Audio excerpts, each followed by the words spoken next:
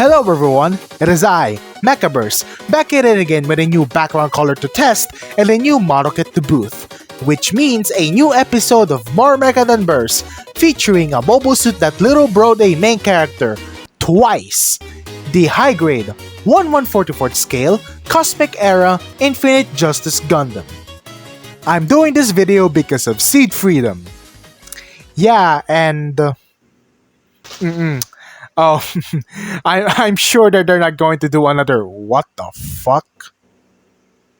Okay then, bootleg companies, you guys are cooking. Essentially, this model kit is the updated version of the high-grade Gundam Seed with the same name that was released in 2005. This modern rendition of this mobile suit features modern Gunpla technology at the time of 2020, which is its release. Let's see if this bootleg version handles it well. After putting the head, torso, waist, legs, arms, backpack, and the rest of the accessories together, and you can pretty much tell here in my build montage that this kit took quite a while to finish. Well, apart from being an accessory heavy kit, along with Cosmic Era kits tend to have more smaller pieces than most HG kits previously showcased in this series, I'm saving the other answer, why is that, later, on the bootleg aspect of this kit. However, despite my opinions on the build itself, you get a awesome, colorful, and updated version of the Infinite Justice Gundam. Aesthetic-wise, this not only completely dunks on the old high grade, but also dunks on the liner too, with its modern rendition, sleeker, yet boxy proportions, while keeping it looking sharp and humanoid at the same time. Additionally, it is taller than the old one. How did I know that exactly? Well, that's because I do own one, albeit what remains of it. Color separation here is also really good. The hot pink, black with a hint of green goes really well with the silver injection inner frame parts, which gels together quite well and is really good contrast to its sister unit being the Strike Freedom. However, it's not all praises, as this is still a bootleg copy. As such, there's the inherited and noticeable tight fittings and the super tight joints, which I prefer, but there's a difference between tight joints and unplayable joints, so bust out every sanding materials you have at disposal. Now let's take a good look with the size comparisons. Here is the high-grade Beyond Global, the high-grade Universal Century Gyan. Hailing from the same universe, here is the Astray Blue Frame 2nd L.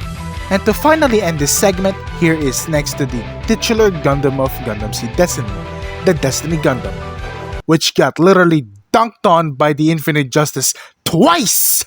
I'm not even freaking joking here, just take a good look at the clips.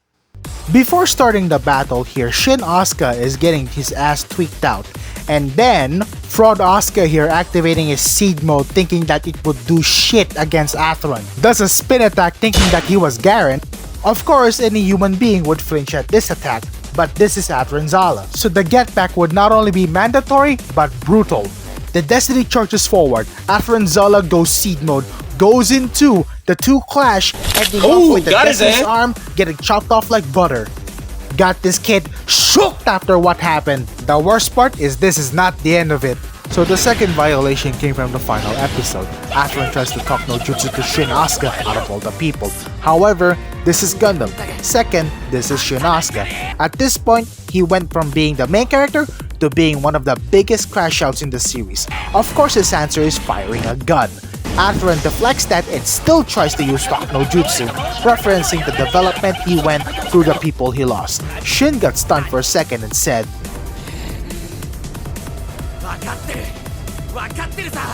"How can you know much if you're missing shots like Stevie Wonder?" Then yaps around on why the world has to change by wiping out Orb.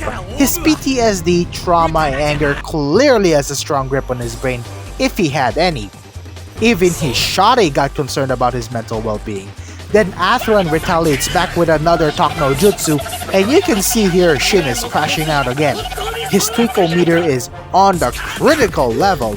Then remembers his achievement against Kira. He thought that he doing the same shit would caught Athrun lacking like his Pookie Bear Kira. So Shinn goes ape shit and the Destiny went all in with his shining finger. Then Lunamaria tries to stop his tweaked out boyfriend, and you know you're absolutely crashing out if you hallucinate a giant robot doing a domain expansion. Force Impulse really caught Shinn with the Shurrit effect of PTSD. Then as a bonus, a Silhouette of Freedom, making sure that Shinn got the extra tweaking. And this is where Shinn proved his allegations right, as Athrun goes full seed mode, blocks his greasy, crusty hand, then the Infinite Justice uses Beam Sabers to slice off the Destiny. The latter tries to defend it using his bare fucking hands. Bro, what were you thinking? But that's not the end, as the Destiny foolishly tries to go band for band to a kicking competition against the Infinite Justice out of all the suits. And unfortunately, it didn't survive. The Destiny got cooked so badly, Shinn's soul got ripped from his physical body. And look how Athrun just casually deactivates his Beam Saber and dip. Damn. He's cooked. Shinn not only got his main character status snatched, but also got dunked on his own show. Took him 20 years to finally cook, and we'll probably talk about that in the future. For accessories, you get the standard loadout of fuck ton of beams and a huge ass bird. Before we tackle the accessories, here is some leftover pieces. Now these parts are for the side skirts coming from the fucking bum. The first of the weapons here, it's its onboard weapons. The Seaweed's guns on its head and the Seaweed's guns located in the top and bottom chest. Both works as a means of suppressive fire. Located on its side skirts, the pair of Super Lacerta Beam Sabers can be accessed by removing this piece, which sandwiched the sword, pop-up beam effect that's included, and now you can pose the Gundam wielding it. You can also have the option of using its separately molded combined version, now called the Ambidextrous Halberd. Okay, first off, who the fuck is naming this shit? Put on some beams, take off the arm guards, and sandwich the twin blades. Now you can do some cool dual-bladed action, or some Darth Maul style, except the screaming, of course. Kenobi! Oh. If the Beam Sabers isn't your tempo, the high energy beam rifle can surely give the Infinite Justice some firepower. And it looks great too in model kit form with some pink accents on it, which is done by stickers. They suck. There is a protruding tab on it which can be used to store the beam rifle at the slot of the back skirts, which is fucking low! Like the Ambidextrous Halberd, it sandwiches to the hand and offers you a secure connection and grip to the rifle. And would you look at that, the Infinite Justice now has his handheld weapon. Speaking of defensive and offensive options, the Carrier Beam Shield is what a Swiss Army knife turned into giant shield looks like. Of course, using this rectangular shaped peg, you can put this thing on its arm, and now the Infinite Justice is wielding its Carrier Beam Shield for defensive purposes. You can put a Beam Saber on the tip of the shield so you can do some slashing attacks, but that's not all. You can take off the entire thing to turn it into a boomerang. As if the physicality of the shield isn't enough, you can pop this piece up while you can put a beam shield effect on the center of it. Which kinda makes you wonder, why the fuck did you put this on top of a shield? God damn. If you still think that a beam boomerang, beam sword, a freaking beam shield, and a physical shield ain't enough, well, the Infinite Justice got you covered by these grappling hooks. Now, you can put a wire on it, which is included, thankfully. Putting it all together, the pose, and all I can say that this is a badass shield. One of also the most iconic thing about the Infinite Justice, it's his backpack, the Fatum 01, which is the upgraded successor of the Fatum 00 seen in the Justice Gundam. What makes this so good is its parts. All of these you can see here are all colored plastic, absolutely beautiful. Putting it into the mobile suit is simple as you carefully fold out the nose cone, see these two tabs in, and while it plugs into these two holes here in the mobile suit, and now the Infinite Justice is complete with its Fatum 01 as its backpack. Like its sister unit, the Infinite Justice has its own HIMAT mode, though it works a little different, such as moving these parts away, giving clearance to the head, and flipping the entire unit up.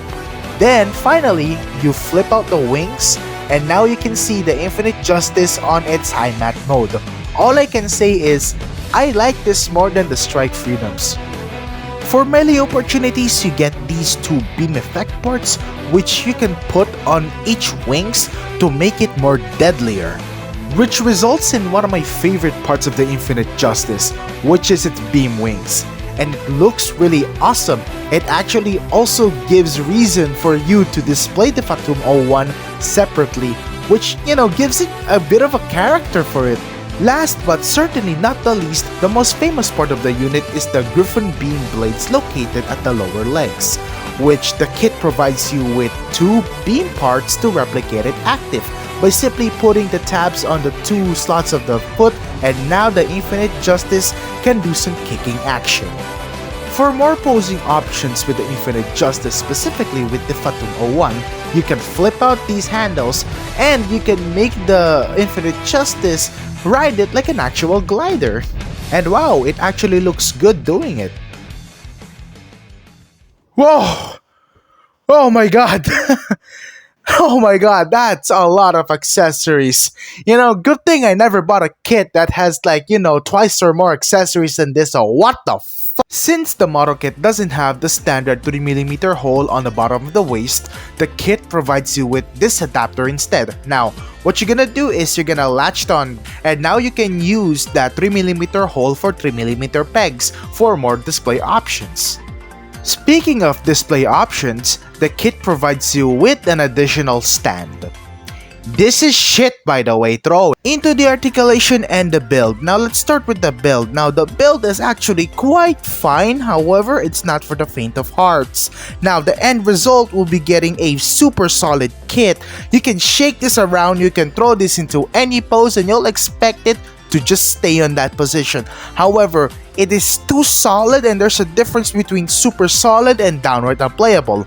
Now unfortunately here I sanded way too much on the ball joint and the foot. However, I could just put it back together and it will stay on pretty much finely. Like I mentioned, that the build is not for the faint of heart, and that's where the sanding sticks come to play. Now, out here to the mechanism and the legs, that is super stiff when I first built it. Fortunately, I managed to safely remove every part and sand it all the way through. So now I can use the mechanism there. The head can go up, can go down that far. It has a 360-degree spin, although it's a bit tight, so you gotta be careful. It can wiggle around since it's on a ball joint. And finally, you can do the chicken necks. Pretty good so far. You have a butterfly joint. It can hinge down, hinge up, and the shoulders are independent, but it can move up and down. Pretty good. Arm raise is a bit that far, quite pathetic, so yeah. You gotta have all the adjustments for perpendicular arm raise. The torso can arc back that far. And it can go ab crunch that far. Pretty good abs in this guy. It can go side to side. And finally, to conclude the torso, it can go 360 degrees swivel. Front skirts can go up that far. Side skirts can hinge up that far. Can go side to side due to the peg connection. And the whole side skirts can go to the back to make room for the legs. A premium butt flap is a welcome addition. The legs can kick forward that far, can kick to the side that far, can kick backwards that far. Pretty good. You can see the mechanism there to give the model a beautiful spread. Thigh swivel. A tight double jointed knees, gotta be careful there. Ankles can go down that far, can go up that far.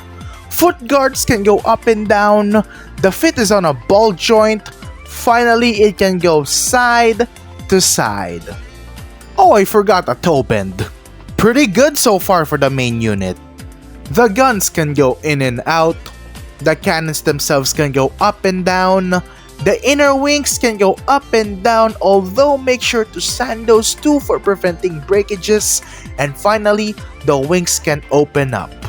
Sanding the other parts aside, this is a pretty posable kit. The HG Cosmic Era Infinite Justice Gundam is a fantastic rework to the aging high-grade seed line with the same name. It not only manages to redesign the whole kit, but also bring in the other aspects of it other than the Fatum 01 and Griffin Beam blades. Color separation is really good and the whole kit is littered with articulation. Feel free to pose this kit to your heart's content. The posability rivals the Beyond Global or even far exceeded it. You get a lot of effect parts too to choose from and to use at your advantages. The beam blades, beam sabers, beam legs, beam wings, and a shield. A pretty good kit overall. Bootleggery wise, this is a decent kit. A decent bootleg, I might say, although not without its problems, which is the super stiffness to the construction and the joints, and shitty stickers too. Overall, a decent kit with minimal and fixable flaws. And that's pretty much it. Thank you for watching this review. As always, there's gonna be more Mecha Than Burst. This is MechaBurst and see you around. Huh? A witch that can wield lightning? Alright, I might look at that one in another time.